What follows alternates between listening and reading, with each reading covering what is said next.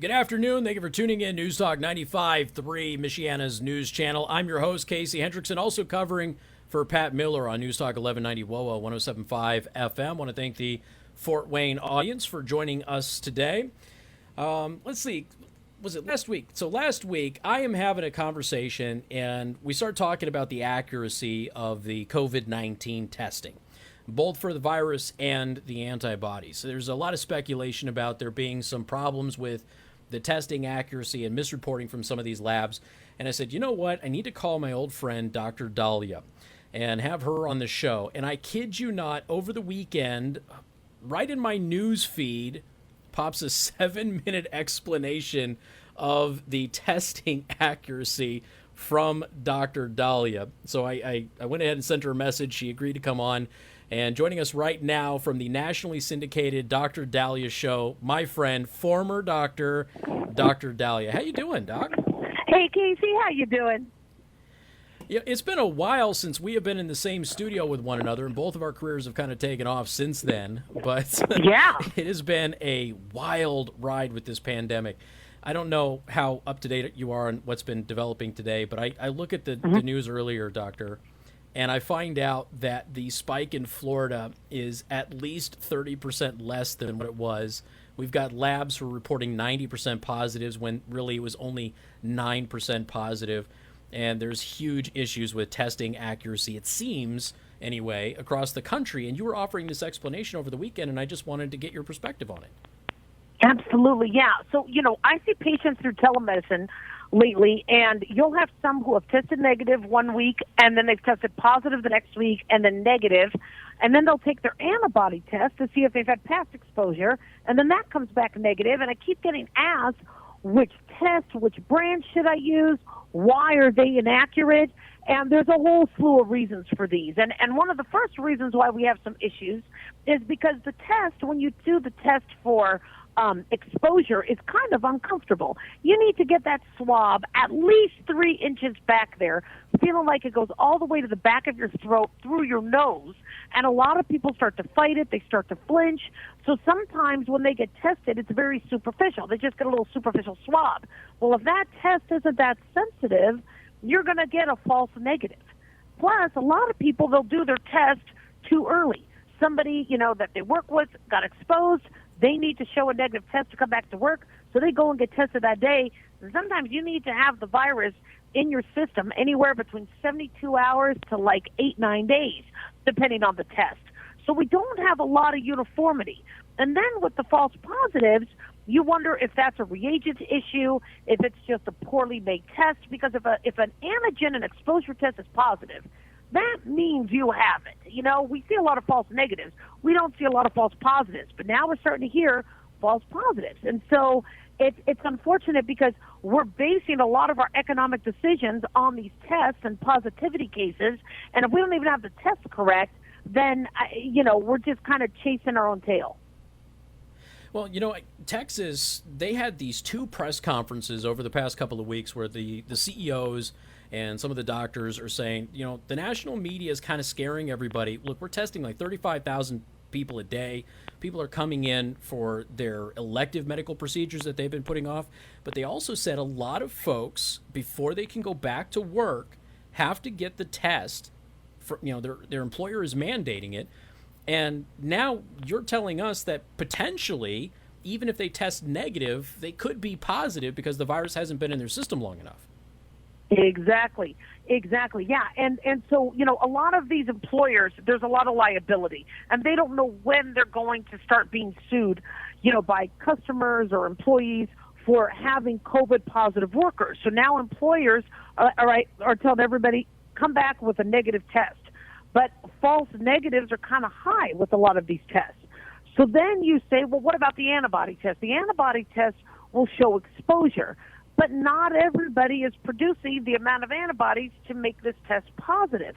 So we're having a lot of people show up negative for antibody tests weeks to months after they actually tested positive for COVID.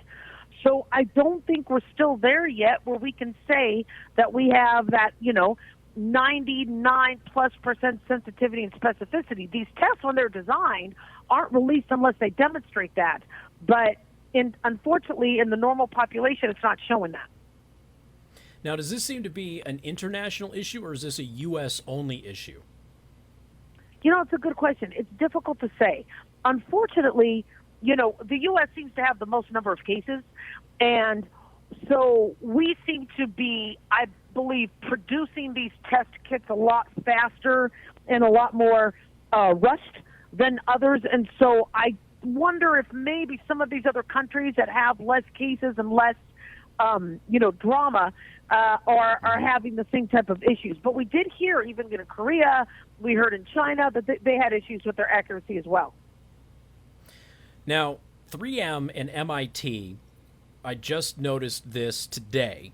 It was published at 1:33 p.m. 3M and MIT are now working on a rapid COVID-19 diagnostic test. So we have heard from the very beginning, Dr. Daliah, that we were going to have a test that'll test you within 2 weeks. Then we were going to have one that will test you in like a week. And then it was 72 hours. And then we had one that would be done in a day. And then it was like one that would be an hour. Of course, the FDA is rapidly approving these as fast as possible so we can get as many tests out there as we can. But if I'm reading, one, based on what you're saying, based on what we're seeing in Florida and in Texas, and also what 3M and MIT are saying, we clearly need a better test. Mm-hmm. Oh, absolutely. And we also need a little bit more clarification of what these tests mean.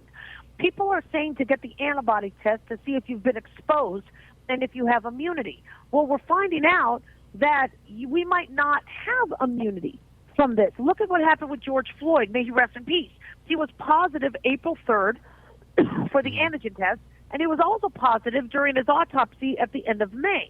So does that mean he got COVID twice? Does it mean the COVID infection stayed in the system and just continued to show, a positive test? Which then when we look at the antibody or past exposure test, what does a positive test mean? Does it mean you're in the clear, or does it mean you were exposed once and you're just as much a virgin as anyone else? So on one note, testing is great, but then on the other note, we need to know what the tests actually mean. Because, antigen exposure to me indicates, you have an active infection that week. How did George Floyd test twice in a 6 to 7 week period? So it's just too early to tell. Yeah, and South Korea has been telling everybody that you can get the virus again, but the second time you get it, it is much easier to handle, obviously, than the first time. And then the Italians are saying the virus is mutated into a weaker version of it. So I think we've got a lot of international conflicting information, too. I might be putting you on the spot here, Dr. Daliah, but I was wondering if you had a take when you have, various studies from Stanford to Penn State that are now saying anywhere from 10 to 80 times as many Americans have actually had the virus as we now have confirmed. Does some of that have to do with maybe some of the testing that might be inaccurate? Could some of those university studies be inflated? Or are they just trying to extrapolate the best data that they have available? The other thing, too, is we also wonder if maybe we're chasing the wrong strain. I've always believed that what happened on the East Coast was not the same strain as what happened on the West Coast. And then they started to say that the East Coast strain mutated to a stronger form and a more virulent form as it transferred through and traveled through Europe, whereas the COVID we got on the West Coast came more directly from the Pacific Islands and from China and Asia. So there's a chance that maybe the reason why we have such a disparity is because we're trying to specialize these to a typical COVID strain, and these things are mutating faster than we have the testing capability to follow. Yeah, and at one point in time, I remember reading that they thought there was 12 strains of this. I don't know how accurate that was, but that was a question that I keep getting from my listeners too, Dr. Daliah, is when we're talking about a vaccine, now that we have 3 vaccines that have been fast-tracked, we've got 2 from Pfizer and their German partners, and then the Moderna vaccine. When you have multiple strains of this, how effective would these vaccines be when you're dealing with multiple strains of this virus? Right, exactly. Well, it all depends on how general they are. The more specific they try to make them, the more difficult.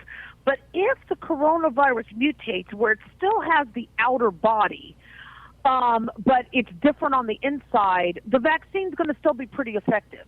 So, like, I imagine like a stop sign. A stop sign is an octagon. As long as the virus stays octagon shape and the vaccine, identifies and helps, the immune response find an octagon, we're good. But if that stop sign starts to turn into a yield sign, as coronavirus mutates, the vaccine isn't going to do much. Uh-huh. So as long as you got the basics and the foundations, it should work. Right. The basic outer protein and the little, yeah, absolutely. Okay. And some of the research, by the way, I was reading this week was showing that people who have the vaccine in trials seem to develop more antibodies than people who actually had the virus. So it seems to be positive, at least with some of the research that we're seeing with some of the patients. So hopefully this October timeline that Pfizer has is still going to be out there. And then we have to see how many people are willing to take the vaccine, because now we've seen half of the population doesn't even want it. So, Dr. Daliah, I guess this would be the last question that I would have for you is, as more and more places now, including my employer, are throwing out the idea of bringing me back into the studio instead of being at home, since we might have an accuracy issue with these tests, what steps should people take to get tested in order to return back to work and to be out and about? Because you're talking about 72 hours to 8 days potentially before the virus even shows up in your system. Exactly, yeah. So unfortunately, when an employer says, look, Bob here told us that he just got his test back and he's positive, and he took it 2-3 days ago, if you run and get that test, there's a chance that if you have a negative test, that isn't 100% accurate. And so it really depends on the brand of the test you're getting and the type of test. So what I'm telling everybody is, look, we still have to live life. We want to be protected, but, there's only so long we could live as a hermit, within our houses, etc. So if you have the opportunity to work from home and to avoid others till this thing can kind of blow over, great. But if you can't and you're unable to work from home and you need to work, then just try to be careful, social distance, mask, test, and you might have to retest and confirm and not just, go by one test. But just understand that it's not perfect, and a negative test doesn't mean you're free and clear. All right. Dr. Daliah, how can people find you online? Again, nationally syndicated radio show and all-around good person. And I can personally vouch for your doctoral skills as well. Absolutely, Casey, man. I know, me too. We've known each other many years. You can find me on Twitter at Dr. Daliah or on Facebook, The Dr. Daliah Show. All right. Dr. Daliah, appreciate your time today. Thank you so much. Thank you. Be safe out there. Bye. All right. Take care. And if you want to go to her website, drdaliah.com, and that word doctor is spelled out, Dr. Daliah, DALIAH.com. And she's on iHeartRadio, and she's nationally syndicated. So if you want to go ahead and find an affiliate near you, you can do that, or you can get her podcast on iHeartRadio. Dr. Daliah is great. She's fantastic. She's got an awesome show as well, and I cannot recommend her highly enough. We got more coming up. News Talk 95.3, Michiana's news channel, and covering for Pat Miller on News Talk 1190 WOWO 107.5 FM.